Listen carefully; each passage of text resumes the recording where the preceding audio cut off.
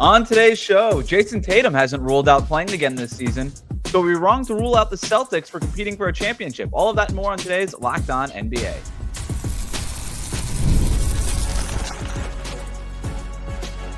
You are Locked On NBA, your daily NBA podcast. Part of the Locked On Podcast Network, your team every day.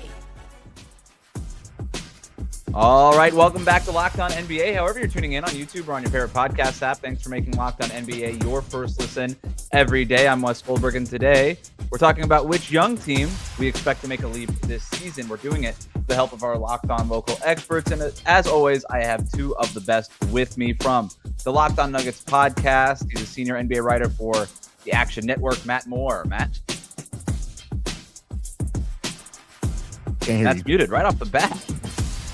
Minus 1,000. Will Dawkins, GM of the Wizards, spoke with the media today before our show and talked about how Alex Sarr has grown. He's getting bigger. He's getting more physical. Talked about the emphasis on the glass. Talked about Bilal Coulibaly being a menace on the defensive end. The Wizards are going to be not a bottom 10 defense this year. That's my bold proclamation for today's show. From the Locked On Bulls podcast, also a Bears and Bulls creator for Bleacher Report. Haize, are you buying what they're selling? No, they're not. You're right. They're not going to be a bottom 10 defense because they're going to be a bottom 5 defense this year. That's why. How dare you? Listen, you know what? Me and Matt spent the majority of the first year of this podcast agreeing. Just be prepared. 2025-26 is going to be a different season because this. What you get on me for my Rockets narrative, and you're over here pushing Wizards propaganda on us. Come on, Matt. It's a long game. Storm clouds are gathering. The honeymoon phase is over for you too. This is fascinating. Can't wait to be a part of this. We are talking today, though, about Jayson Tatum to begin today's show because in an interview with ESPN, Tatum said that he has not ruled out returning before the end of the season. Quote, "I'm doing everything in my power to get back as healthy as I can, as fast as I can. Nobody's putting any pressure on me to come back at any certain point, but I'm also not ruling out that I'm not playing this season." End quote. This was part of Jayson Tatum's media blitz yesterday, guys. He was on several different kinds of outlets, gave a lot of different kinds of interviews, and in all of them sounded pretty optimistic about playing again this season. Here's Locked On Celtics with more. How soon do you clear these hurdles? Jayson was very adamant about not rushing. We are not rushing. We are all on the same page. No rushing, 100%, everything cleared. Yeah. But I also am very clear on there's no such thing as better than 100%. Right.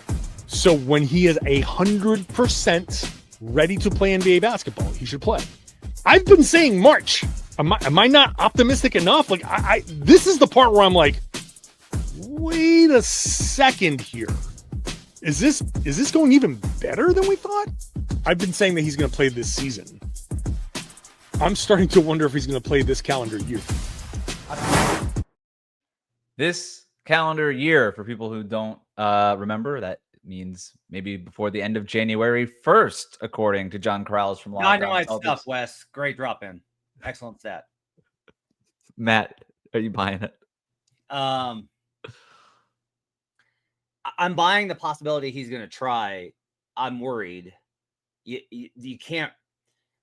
The trainer said yesterday that he has never seen anybody with this kind of calf strength, with as much calf strength as he's had after the injury. So that loss of just strength in the calf that you lose after you have the surgery and have to stay off of it, he's mitigating a lot of that. But like there is still going to be a large drop off of conditioning and overall strength and these type of dynamics. And like I totally am willing to say that these trainers know way more about everything than I do from a physical side. I just don't want to see Tatum rushing back because the physical toll of the NBA is such a grind. And it would just be, I think it's a lot better if you take your time. It's awesome that he's like, this makes me think like, oh, John was probably right. Like he can come back in March, but you start moving that up.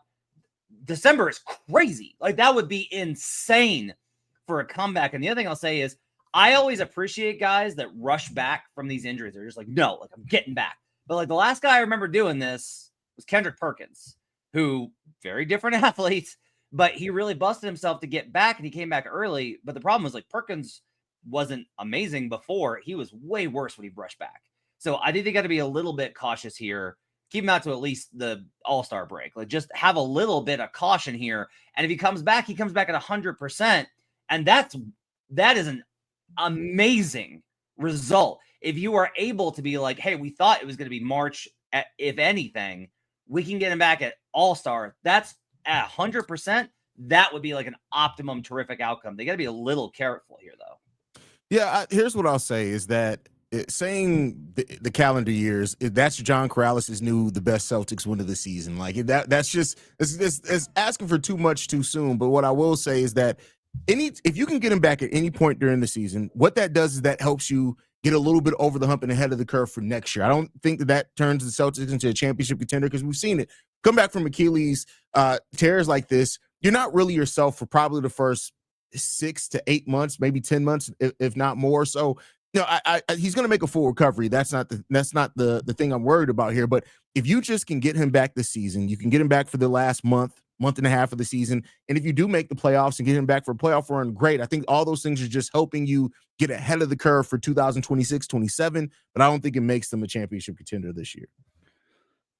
If they played in the Western Conference, maybe there would be a little bit of a pressure to bring Jayson Tatum back as early as you possibly can. But they play in the Eastern Conference. If they bring him back in December versus March, the Celtics could still realistically have enough wins to make the playoffs. And at that point, you have a potentially 100% Jayson Tatum.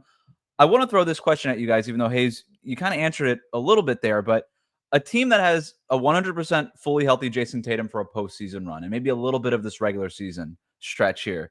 Jaylen Brown, Derek White, but we know about the roster changes that they made. Drew Holiday traded away. Kristaps Porzingis traded away. They don't really have a proven center on the roster right now. How far can that kind of team go, Matt? I think they can win the East. I really do. I think if you look back last year, Porzingis was a non-factor last year. Non-factor entirely. You could say, yeah, and they lost to the Knicks, and that's a fair counterpoint. That Knicks series was nuts. Like the amount of things that went haywire in that series in the first couple of games was crazy. And I do think it showed some real weaknesses with the Celtics. They've also got this full year to evaluate. We don't know what they're going to wind up with Anthony Simons if they trade him. We don't know what they're going to wind up doing with the rest of the roster spots. But we do know that Jaylen Brown is finally healthy after he was not healthy at all last year with his knee. Derek White is one of the most impactful players in the league. If Tatum comes back, that trio gets you most of the way there. You got to figure out your center spot. That's a problem, right? But there's time for them to get there. I say this a lot. Some teams come into the year with the expectation we have what it takes, and all we got to do is like sharpen, refine, and be ready. Other teams are like, we're not ready yet, but we got to get there by the end of the year. The Pacers weren't ready to start the year last year, but by the end of the season, they were. That's the position I think the Celtics can be in, where if the roster gets to where it can be by the end of the year, and they find a new identity, and Tatum comes back 100%, that dramatically changes my calculation for how far they can go, Haize. Yeah, but here's the thing that I think, and maybe I'm being too pessimistic. Please don't hesitate to call me out on it. But even 100% this year for Jayson Tatum is not 100% what it was a year or two ago. It's just not that. Like, and that's not a knock on him. Nobody is that when they first come back from an Achilles tear.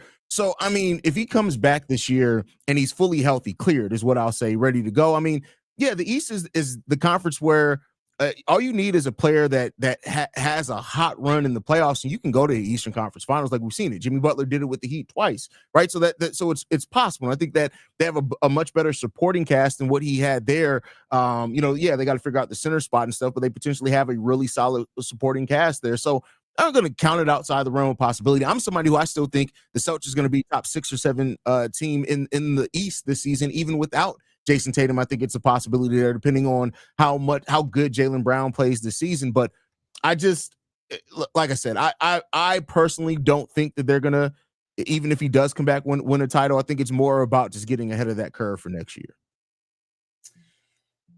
I think one thing to kind of keep in mind here is when they won the title, Jaylen Brown was their best player, and I thought Derek White was their best player last year. I think we have to be pretty honest here. If we can't do the simultaneous, Jayson Tatum is not a top 5 player in the NBA, he's overrated, and then also do if Jayson Tatum is not 100% like he was, then they can't win the title. Like, we got to pick one side or the other. It's either the system under Maz is strong enough, or Tatum is that important. And I think Tatum is important, but I honestly think like a 70% Tatum with a maximized and healthy Jaylen Brown. Again, they got to figure out a front court component. If they can figure out something in the front court, I really do believe this team can probably still make a run. If Tatum comes back early, go ahead, Haize. No, the Derek White thing, like Derek, over 70% of his shots are assisted, and another of a huge percent of the shots are considered open or wide open. So like Derek White is good, but Derek White, his offense at least is about the gravity of the players that he's playing with to a large degree. So we'll get to see what Derek White can do this year without having that player and still Brown there, but without Jayson Tatum there, just has an opportunity to step up. If Tatum comes back earlier than expected, there's also the possibility that Boston can make a trade and maybe fortify some of that front court stuff or whatever it is, even though they've kind of been operating with a different kind of mindset so far. But we're going to move on here. We've seen young teams like the Rockets and Pistons make the leap into playoff teams in recent years. Who's next? We'll answer that on the next segment here on Locked On NBA. Today's episode is brought to you by FanDuel. The NFL season is here, and FanDuel is making sure you're ready for kickoff with a can't-miss offer. Right now, new customers can bet just $5, and if your bet wins, you'll get $300 in bonus bets to use across the app. I love using FanDuel because it fits however you like to bet. Player props, building a same-game parlay, or even jumping in live as the action unfolds. It makes every game more exciting, whether you're watching your team or just keeping an eye on your fantasy lineup. It's quick, it's easy, and it's the best way to add a little bit more energy to your Sundays. So, are you ready to play? Download the FanDuel app now by visiting FanDuel.com to get started. That's FanDuel.com to place your first $5 bet. Thanks again for making Locked On NBA your first listen. The best way to support the show is to like and subscribe to the show on YouTube.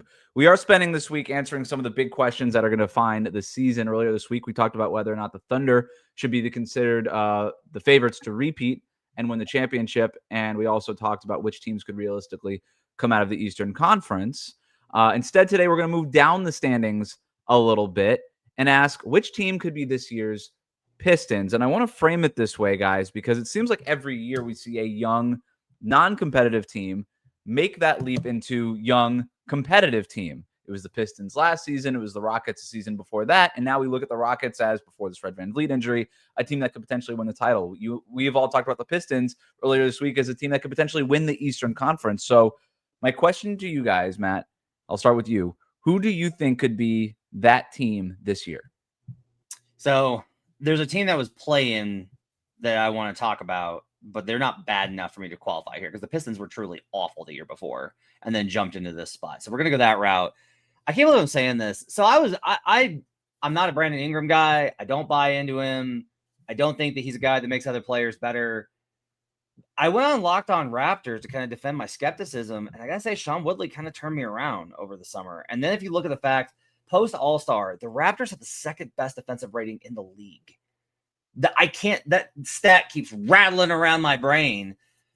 If Darko is actually able to get these guys to defend, and I think Scotty Barnes is way better than what he's been able to show, and you get a fully healthy season from Emmanuel quickly, and they can somehow figure out a way to where Brandon Ingram doesn't suck up all the oxygen in the room, and guys like RJ Barrett and Grady Dick can actually contribute offensively, the Raptors, I think, have to be the answer here. They've got veteran talent with guys like Jakob Poeltl. They've got young guys with upside like RJ Barrett. They have a pure scorer in Brandon Ingram with some passing chops, and they've got Scotty Barnes as a fascinating engine. I think it's got to be Toronto if we're talking about the team that could actually make a legitimate leap this season. I feel the Toronto pick. I mean, there's always that possibility for sure. Toronto does have talent on their team for sure. I question like the fit. Like they send off, they had these like interchangeable wings that they all traded, and then just to build a very similar team makeup again. So we'll see what they can do. I like the Toronto Raptors roster. I don't love it.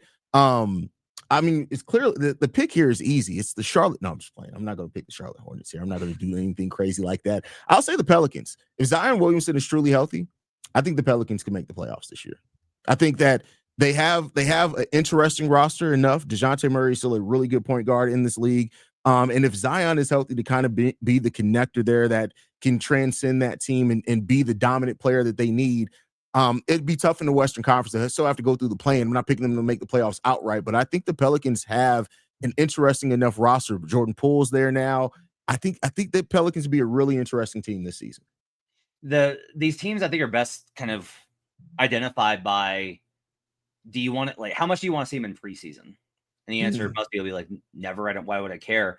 you really do get a sense for how good teams are and the vibe that they have. Like, have they been in training camp being like, hey, we're pretty good or not?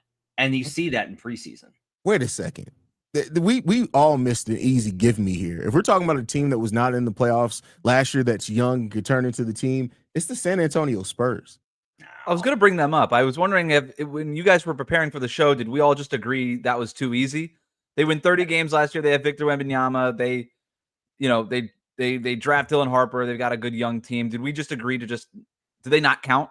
No. My problem is that I've seen this before where a guy suffers a season-ending injury and everyone says, oh, well, it's this, without paying attention to what happened before that. They were not good before Wemby got the blood clot. They were not good. They were not good defensively. They were not good offensively. I don't buy into the wings. I don't think Keldon Johnson and Devin Vassell are good enough. I don't think Jeremy Sohan has really found his role and what he can be yet. I know what one of the good parts about them last year? Chris Paul is no longer there. Like, can Dylan, your guards are De'Aaron Fox and two super young guys who are going to be in competition with each other. I don't look at the wing and go like, yes, they have that solved. I don't know what the best lineups around Wemby are and if they're reliable. I have way too many questions about the San Antonio Spurs. Yeah, I mean, here's the thing. The questions are legitimate, but I think we didn't see enough of Wemby and De'Aaron Fox out there together.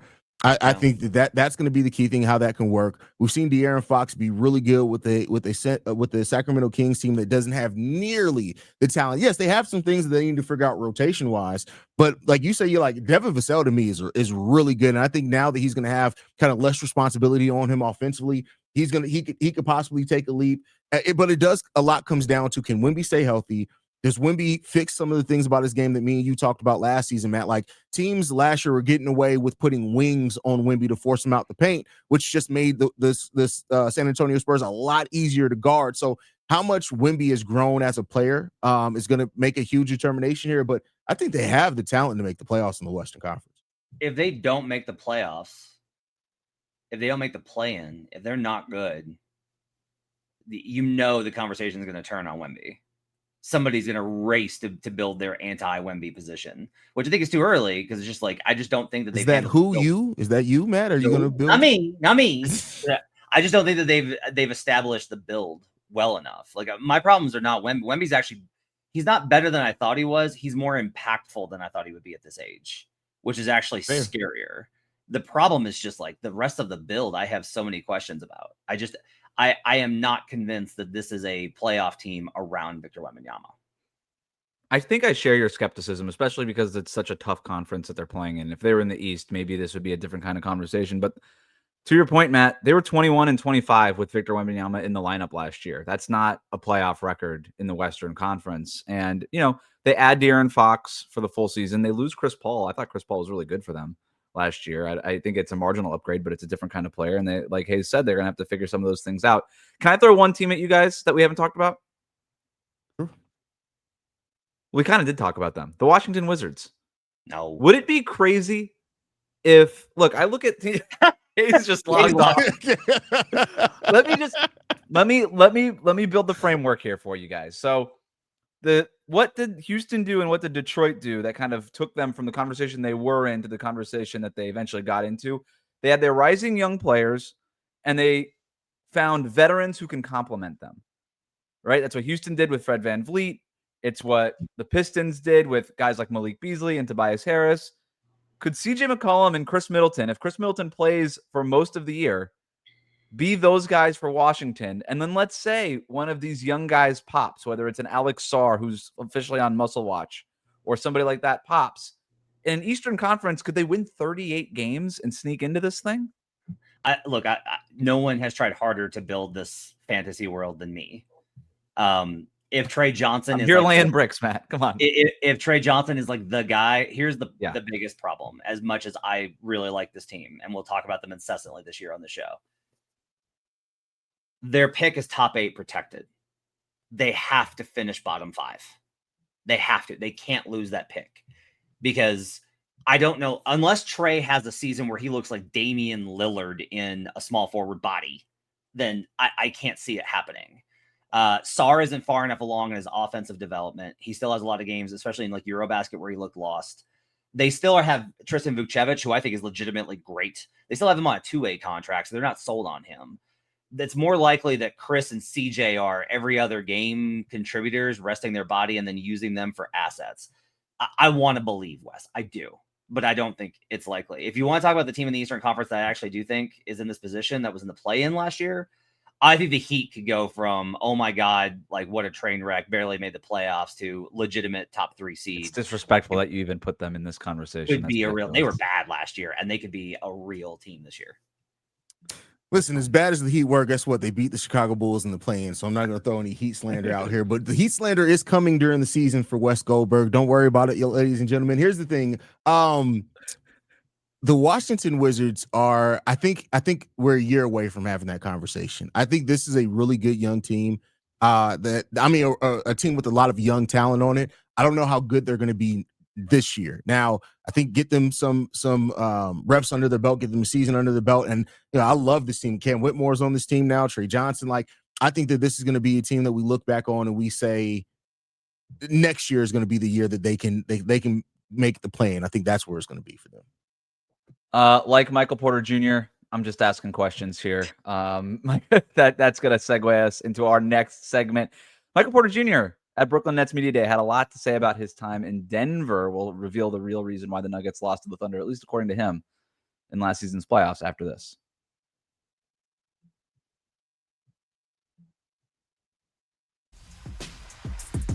Thanks for making Locked On NBA your listen podcast for every Locked On and Locked On Nets for more on today's top stories. Let's get to some headlines with a segment that we're calling The Real Question.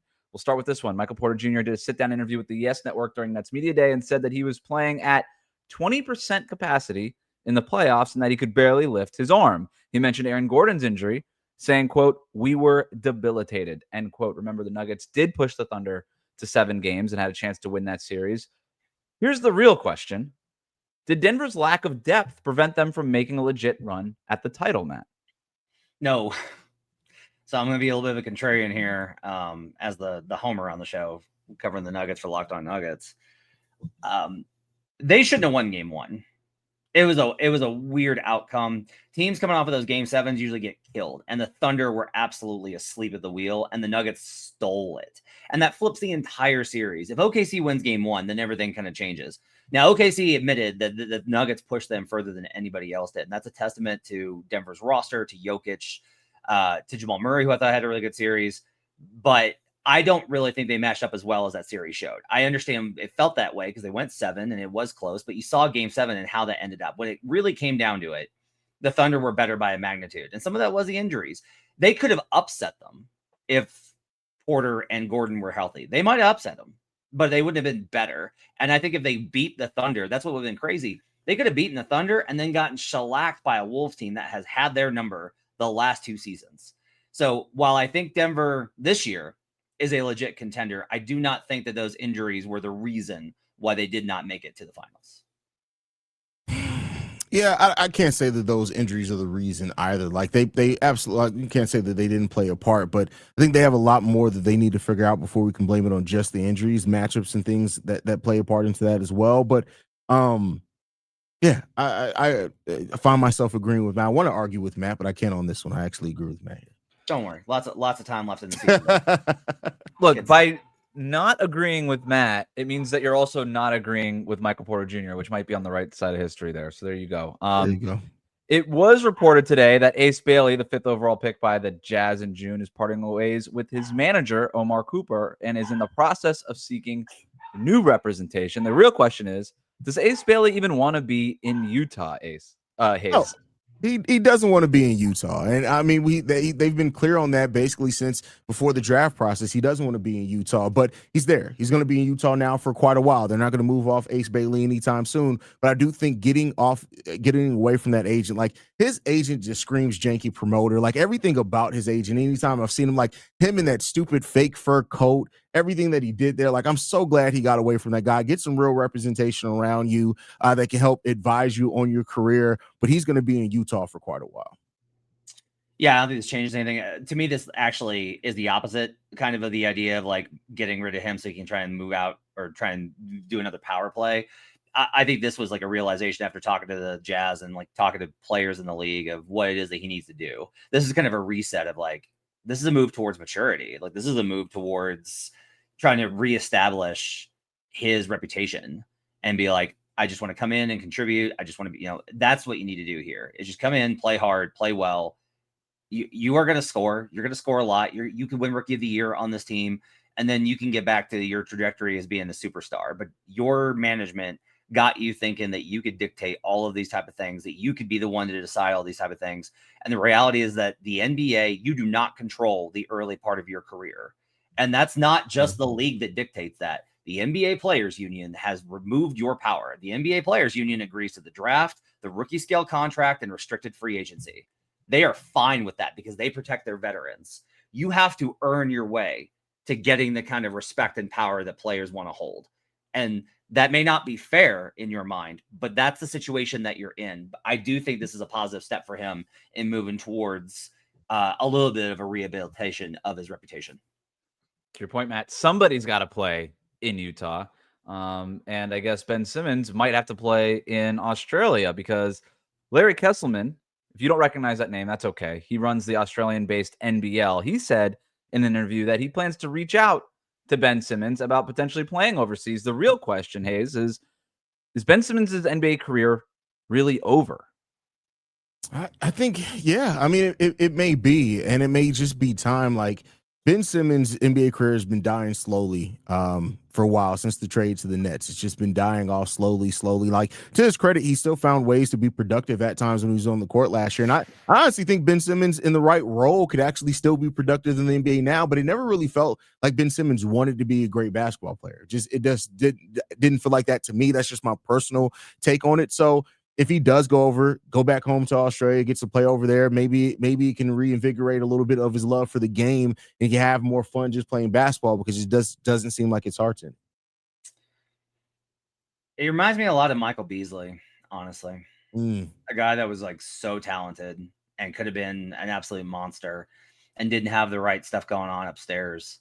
And with Beasley, it's not really about him being what kind of person he is, because everyone really talks highly about what kind of person Beasley is. Like, he's a kind person, but he's not a smart person. And that's caused him a lot of trouble with his decision-making with the league. I think I talked about this yesterday on Locked On Nuggets with regards to the Kawhi stuff. One of the things that's really evident here, and this is why teams do so much intel on players to try and establish what kind of character they have. Because I'm not saying that Simmons is like a bad guy, but Simmons very clearly does not possess the kind of attitude where it's like he's not coming in and being like, hey, I just want to work as hard as possible. He's not coachable. He's not like that. This is not about him missing the shot in that Sixers game. Like, everyone makes it about his skill set. Oh, he can't shoot. There's lots of guys that are in the league that cannot shoot, that have worse skill sets than him. But they make their teams better day by day. Practice, film room, locker room, and whenever they get on the court. And Simmons has never done any of that. He's never done any of that. He's just a great defender who can pass. And it's a shame, because if he had a different approach, then he could have been truly great in this league, despite that setback with the Philadelphia 76ers. It's a bummer, but here we are.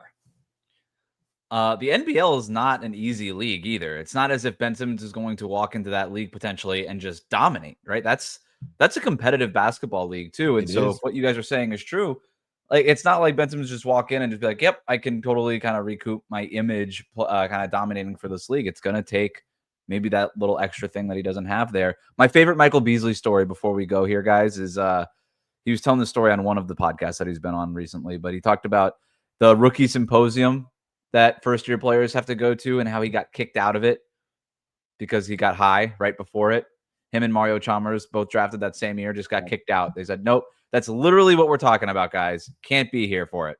Favorite Michael Beasley story. My favorite is he had a run with the Heat. One of the years that he was with the Heat when they were in the finals. He was eating McDonald's pregame before a finals game. And LeBron walks in and is like in his like super intense mode. It's like when LeBron walks in, there's just shockwaves through the entire room. and he just like looks over at Michael Beasley and just like shakes his head and goes back to getting ready. I mean, just incredible stuff. That's crazy. If you like what you heard today, subscribe to Locked On NBA wherever you get your podcasts, including on YouTube. Thanks to Matt and Haize. Be right back here tomorrow on Locked On NBA.